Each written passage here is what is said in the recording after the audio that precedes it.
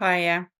Um, do you ever have that feeling um, that you don't really get why people are interested in what you have to say, and one day someone's going to discover that actually you're just winging it? Um, that's kind of like a really common thing that comes up in business, and it's around imposter syndrome. I have theories for why people, particularly entrepreneurs, suffer from it quite badly. But that's a whole other story that I'm not going to get into now around other stuff. Anyway, I'm waffling. Imposter syndrome. Um, I get this, right? And it's triggered, and it's been triggered recently because I asked the members of my community to give me feedback on what they thought of my community and my membership and all of those kind of things. And I got really, really lovely feedback about how brilliant I am and all of these things. I was like, I don't feel that at all. I just feel like I'm doing something and I'm hoping that it works. I mean, I kind of know it's going to work, but it's like this underlying feeling of, but do you really know? Do you really? Can you really trust yourself?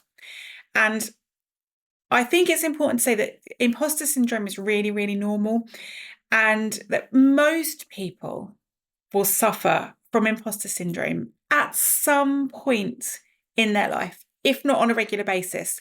And pretty much the people who make it and that go beyond that are the people who can take imposter syndrome and say, okay, so this is what I'm feeling. And rather than allowing that to make me shrink down, I'm going to push through it. And I hate the idea of pushing through because it feels like we're having to ignore what's going on for us and internally, but it's not about ignoring it. It's about acknowledging it. Okay, right, this is what I'm feeling.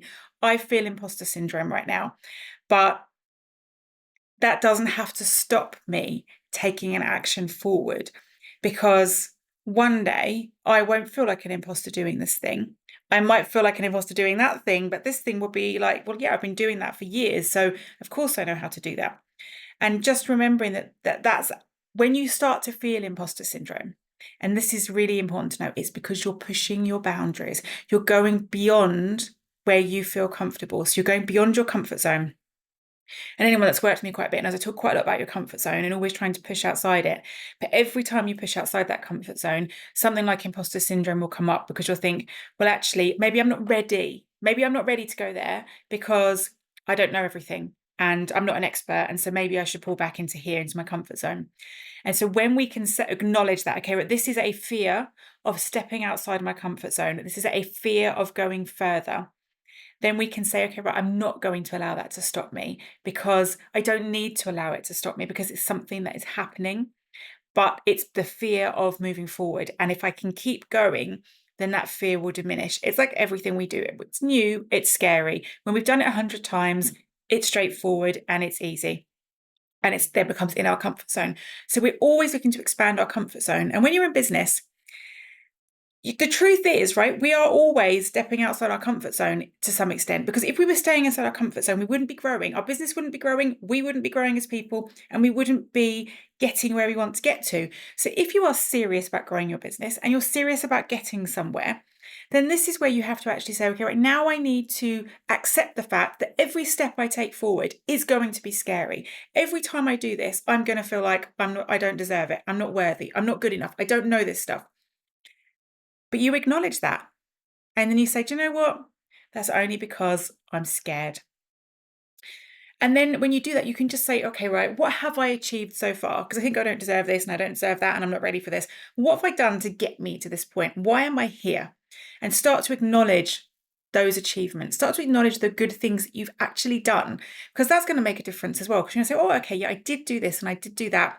And that's going to be like your confirmation that actually you are in the right place and you can keep going because you've overcome these obstacles. And even trying to remember back when maybe you felt the same way about doing something that you feel comfortable doing now, and just starting to be aware of those things. And you can also focus on learning a bit more, because when we feel that we've got a bit of imposter syndrome, maybe sometimes we feel like we're lacking in a bit of knowledge, a bit of understanding, or even just a bit of understanding in ourselves. So if we're continually learning and growing, And I say this to anybody, whatever area of life you're in, if you want to progress in life, you need to be learning. And that might be learning a new subject, a new topic area, a new part of your work, or it might just be learning about yourself, doing a bit of personal development and expanding what you understand about yourself. Because the more you understand about you, the greater the chance that you will be able to understand when these things occur and to handle them with more ease and more grace, because you say, okay, this is imposter syndrome. This is just coming up because X, Y, and Z. And then you just move through it. So even just being here watching this video, you're doing some element of learning. You're moving yourself a bit beyond that imposter syndrome. And then as well, you can actually go and get feedback from your audience like I did, although that can actually be a trigger to imposter syndrome. So maybe this is about then you go to a mentor who can support you and say, well, actually, this is why you're here. This is why people like you. And just to get that constant, like, okay, yeah, actually, do you know what I am? I am on the right path and people do believe in me and I'm here for a reason. I've done all this stuff already and getting that understanding. And another thing that can help with this is to actually share this vulnerability with your audience, to say to them, do you know, I feel like this. I really appreciate all your positive comments. I don't feel like I deserve it. I feel like and connect with them, because do you know what the odds are, if you're teaching somebody something, if you have imposter syndrome, then chances are they're going to suffer from it as they're going through things. And so when you see it from other people, you think, well, okay, you know, it's really normal. And I have a mentor who is a 7-figure business owner, and she's amazing. She just does the most amazing stuff. She's really intelligent. She's really capable. She teaches people in a really great way. But she's very open about the fact that she suffers from imposter syndrome. And I'm always like, how do you get imposter syndrome? Because you've done all of this and you've achieved all of this stuff. Why? Because it's really natural. Because you're going and especially if you grow quickly, you expand somewhere really quickly, and then your mind goes, oh my goodness, how did I get here? And you feel like you've gone too far too quickly. And we have this natural instinct to pull in and to contract and to stay where we are because it's really safe. And we don't want to go beyond that because we know here. And so this is about you finding ways to push beyond that, to keep going, to keep accepting that you are on the right path and not allowing these negative thoughts to derail you. And that's where you can start to reframe your negative thoughts. So things often come up, and it fuels imposter syndrome when you're going through this. It's negative talks. You're like, I don't really know enough about this, or I don't deserve this, or why do people think I'm so great? I'm really not anything special at all. And these kind of things go through your head. So when that happens, you can say, do you know what? I am just a normal person, but I do have something valuable to say. I have learned a lot about this subject and I am sharing my knowledge. And people are benefiting from this knowledge. So it's just continually coming back and reminding yourself. So we change that self-talk always. And when you feel like I don't know enough, you can sort of say to yourself, I don't know enough yet. And I'm learning. I'm always learning. So you start to kind of put yourself in that position. I'm a yoga teacher. I've been a yoga teacher for a long time. And we always say, come at things with beginner's mind. So when you feel that imposter syndrome creeping up, say, well, okay, how do I come at this from beginner's mind? Yes, I might not feel like an expert, but that's okay, because do you know what? Every day is new, and every way we do something, every time we try something, it's new because we have a technique that works. And then the next day we try it and it doesn't work. I have this on Facebook. I have a particular post maybe that goes out and it gets a lot of engagement, does really well. And I'll try it in another group on another day and it just gets nothing. Because we need to learn, we need to adapt, we always need to grow. And so if you see that imposter syndrome as something you've got to grow through and learn through and develop through, then it doesn't really matter that you're having those feelings, because there's something for you to work on.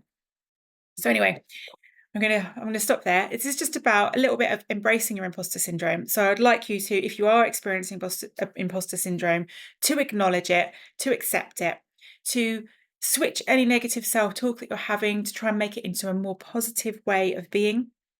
Start to become aware of all the things that you have done and acknowledge those achievements and celebrate those achievements and be aware of them. Learn anything. If you feel there are gaps or things you want to learn or things you want to develop about yourself, do a bit of time. Spend a bit of time on you. Work on what you need to learn. Do those things. Get feedback from your clients, your friends, your mentors. Get that support and be vulnerable. Share who you really are and where you are, and that will build your connections with your audience more than destroy them. So be true, be real, and be authentic.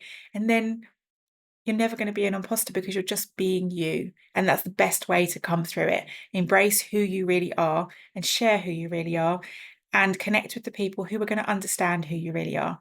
And then imposter syndrome becomes a lot less significant. Anyway, I hope this has helped. If you like what I've had to say, subscribe to my videos, please. Hit the subscribe button. Or as well, there's a link below. Come and join my free group on school where you can get loads more training as well. And I'll see you soon.